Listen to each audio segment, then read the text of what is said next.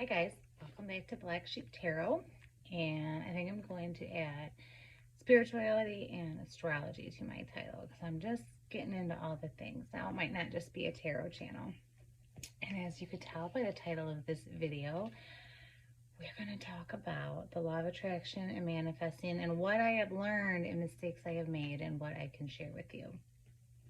So I'm guessing most of you kind of have a general understanding of the law of attraction and metaphysics and how what you think about and what you put your energy towards, you kind of want to try to draw it towards you by focusing on it and sending out vibrations and all that good stuff. The way I came across it was I read a book called The Secret a long time ago, and it's a really cute book. It's written very simply. It's a very simple book to read. It really makes it easy to understand. It gives you lots of examples through history. It gives you lots of quotes. It gives you lots of examples of people who've used it. And it makes it seem kind of like simple and neat and magical and tied up with a bow. So that's a good place to start if you want to learn. And I did like it. I read that book. I will say where I was at the time was not great. I wasn't in a great place. So I didn't have a lot of positive like mindsets that made me really want to believe into it and fall into it.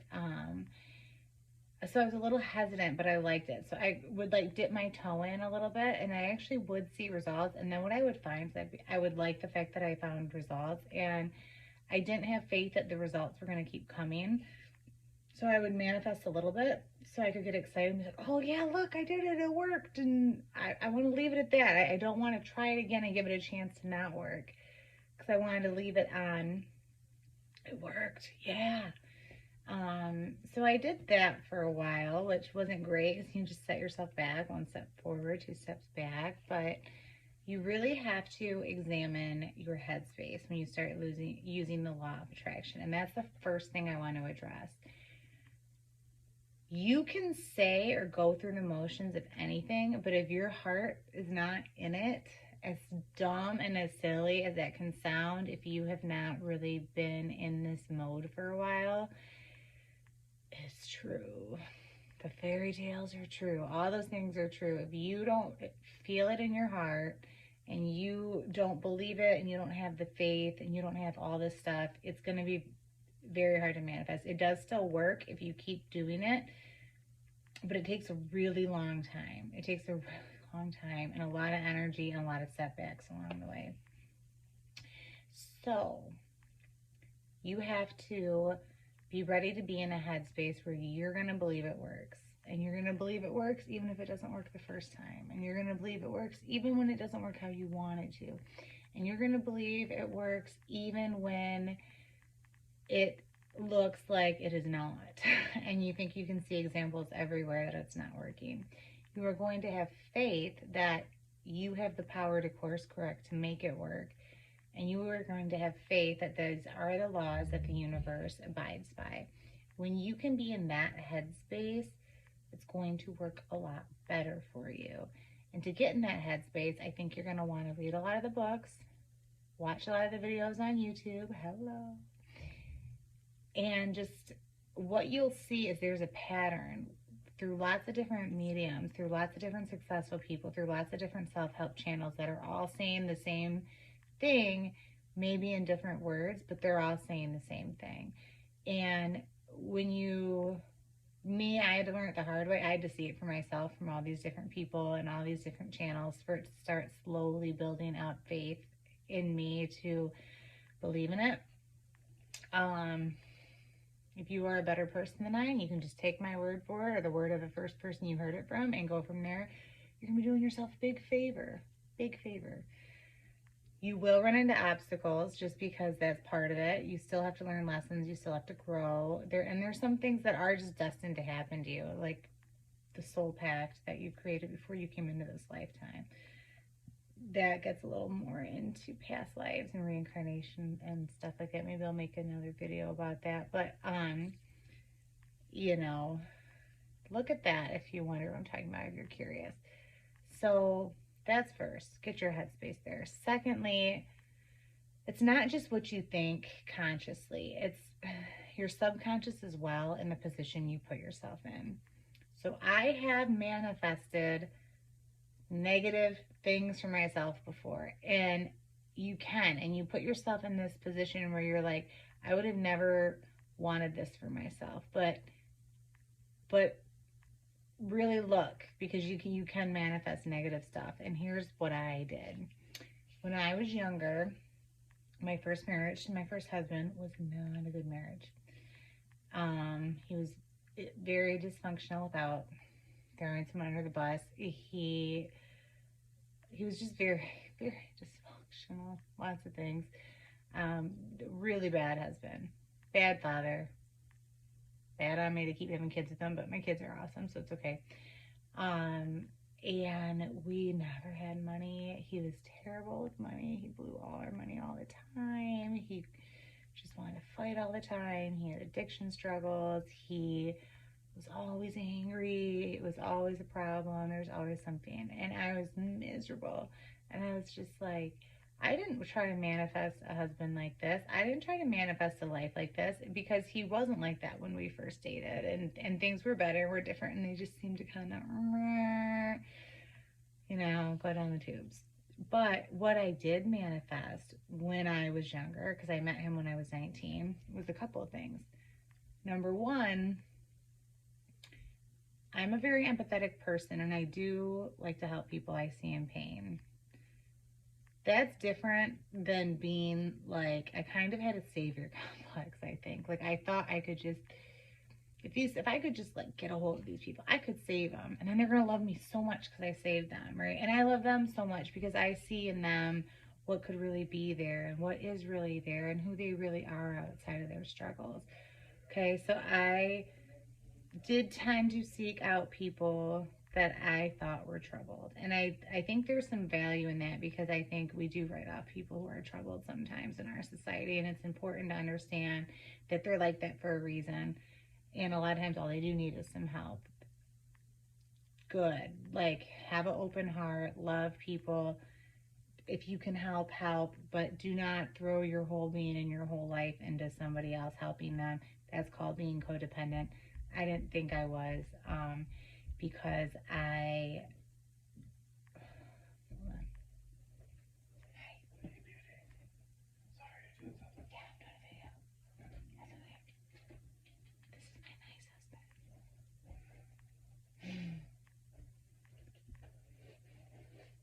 He's gonna go work out. He's got really big muscles. Right? That's right.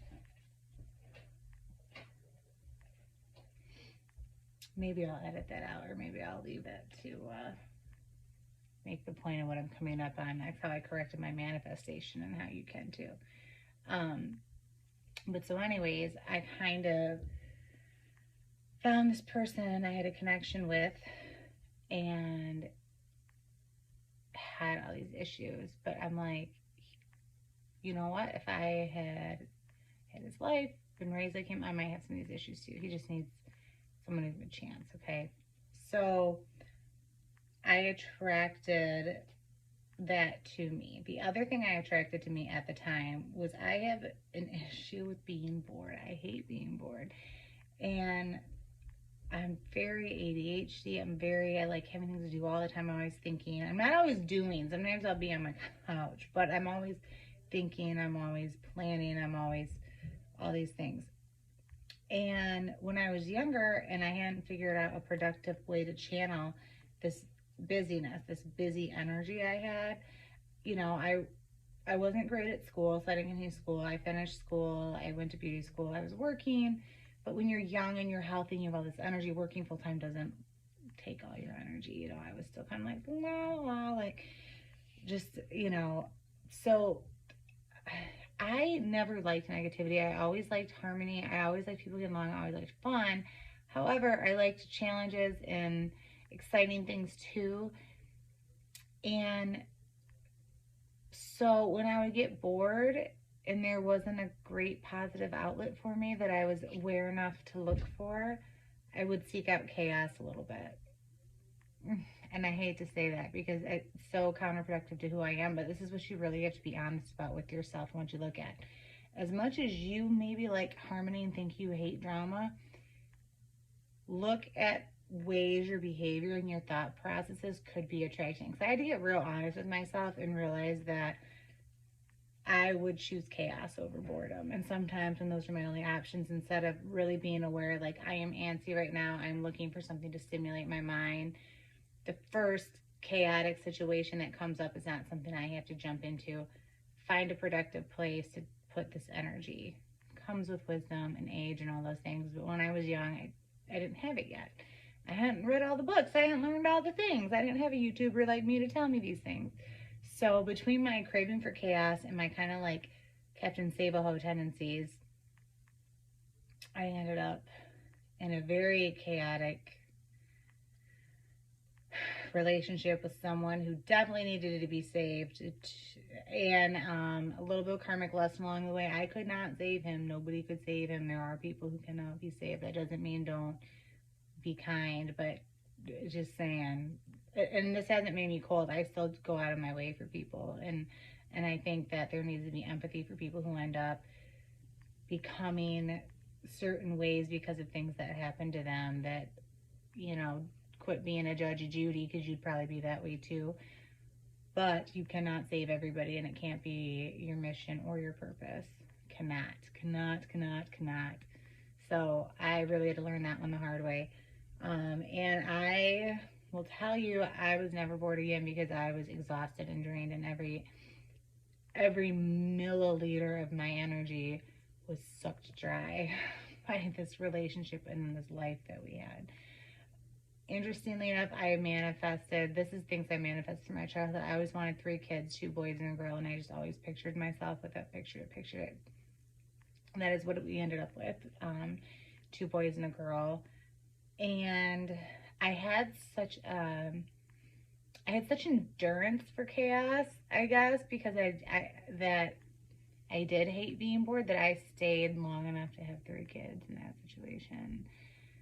And I kept thinking I could fix it, and I kept thinking that we'd make it right, and and then I felt like I was stuck, and I had no idea how I got there. And I had to start reading these self-help books, and I was very defensive about the fact that I had not manifested a bad marriage and a mean husband and no money to, and I picture having kids. I picture doing all the fun things with them, not being worried I didn't have enough money to take them to McDonald's, But it's a bigger picture than that. It's bigger. I was vibrating to where I had a vibration that made me seek troubled people and attracted chaos. And look what I got. And I had to kind of dig deep and be really, really self-aware of that. It also was a little bit my comfort zone, even though I hated it. I didn't have a super crazy upbringing, but there was definitely a lot of arguing in my house, which again, even though I hated it, be careful of what's your comfort zone, because people don't always like their comfort zone, but they fall back to it because you're wired to be attracted to your safety zone, because as bad as it is, you've survived it thus far. So the part of your brain that's just Neanderthal, wired to be survival human says, okay, this might be really terrible, but we know how to navigate it. We've survived it thus far. What if this new thing over here has caveats that we cannot survive? What if this is going to be the end of us? So new things outside of our comfort zone cause us anxiety, even if they're good, because if they seem good and you're used to bad, it makes you feel like, well, everything can't be good. I just don't know what's wrong. And since I don't know what's wrong, I can't prepare for it. I can't address it. I can't attack it. I'm blind to the issues. Whereas when I'm in my comfort zone, as terrible as it is and as many bad issues as there are, I understand these issues. I know how to navigate them. I know how to survive them. Cool. So you have to be very careful of that. You have to be very careful of your mindset. You have to be very careful of your comfort zone, and you have to be aware of why you do the things you do. Because if you're in a situation that you don't like and you seem stuck there, you are probably self-sabotaging on some level, whether it be you don't have the faith to go out and try to do something different, or something happens and then you blow it up because you're actually scared that things are getting different and you don't understand this new different world, or everything outside of what you already know is just so unfamiliar it turns you off even though you think you really want it, or a million other reasons. Get real with yourself and pay attention to that. Look down, because I promise you there's probably something going on that you are doing to contribute to this situation.